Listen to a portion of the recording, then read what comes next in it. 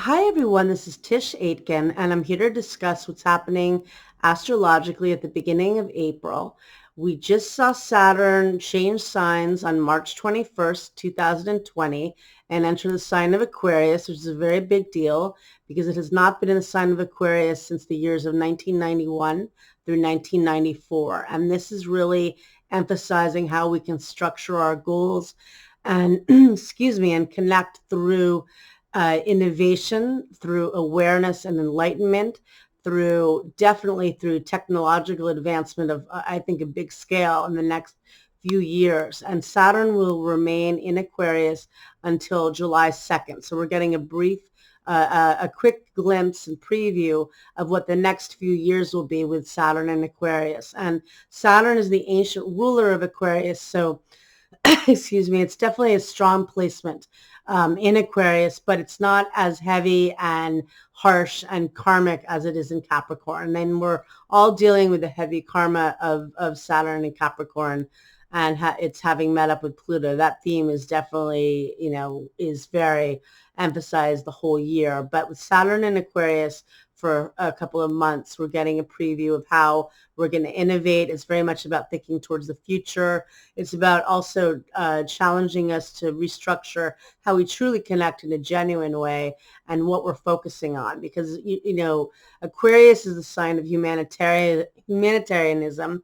It's not the sign of self. It's more about community. So it's not about, and it's not so much self-obsessed like we really have been in many years, I think. When Uranus entered the sign of Aries in 2011, and that's Uranus is the ruler of Aquarius, that's really when the era of selfies emerged, and a lot occurred through technology and through innovation. We saw the revolution in Egypt occur, but we also saw much more of a focus on self and oversharing. And I think with Saturn entering the sign of Aquarius, which is ruled by Uranus, and the fact that it's actually forming a square to Uranus in the sky right now, it's squaring Uranus and Taurus.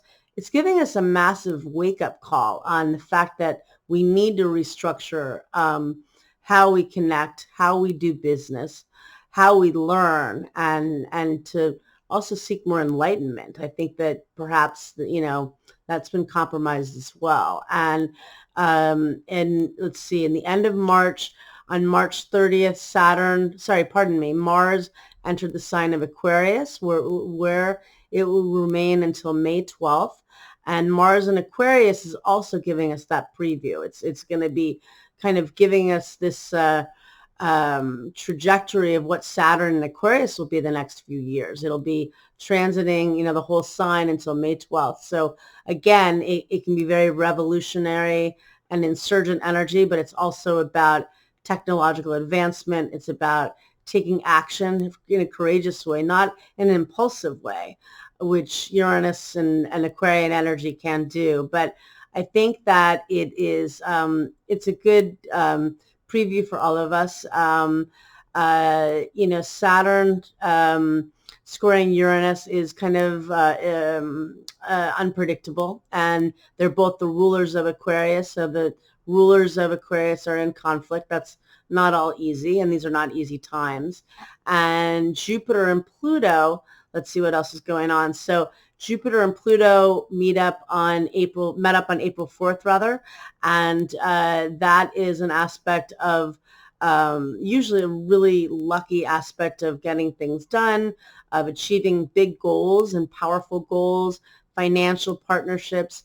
It's an aspect of wealth and abundance, and it is a very positive influence, but it also can exaggerate. Jupiter exaggerates, and Pluto does. It's a very intense and it's a very powerful planet. It is the planet of power. So those two together, is also accelerating the Saturn-Pluto tail that we've been working with all year. And that can exaggerate everything. And so that's been going on as well for all of us.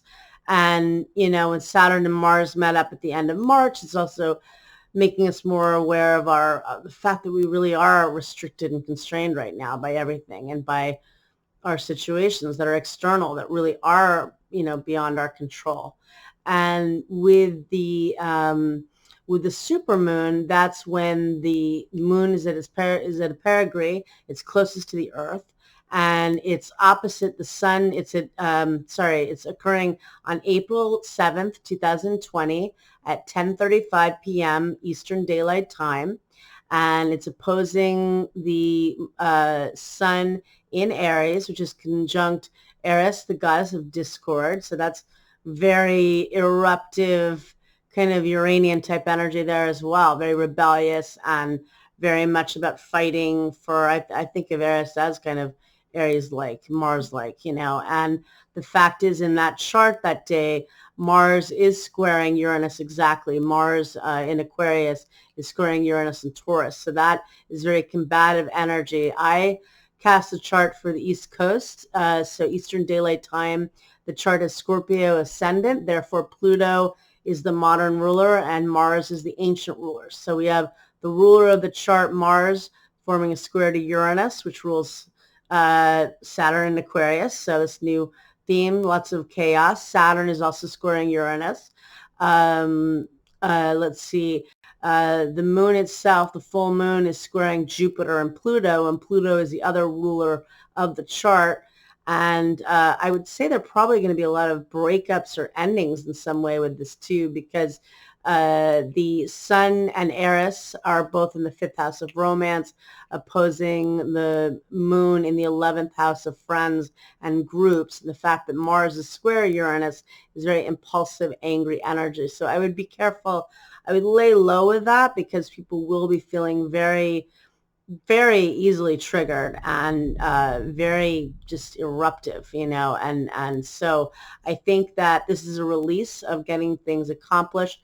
There could be a lot of financial ups and downs with this because Jupiter and Pluto, the Capricorn stellium, is in the 2nd house of income and value and how we earn money, and the fact that it's squaring this super moon that's so intense, and that Mars is square Uranus. Mars is also the ruler of the chart, this up and down, this erratic energy. So I think recognize that things are very intense. Focus on the Aquarian energy of being innovative and connecting and learning and seeking enlightenment. And, realize that these are volatile times. That's not going to subside immediately, but we also have a lot of cardinal energy to get through it. And I wish you a lot of luck and thank you very much. Take care.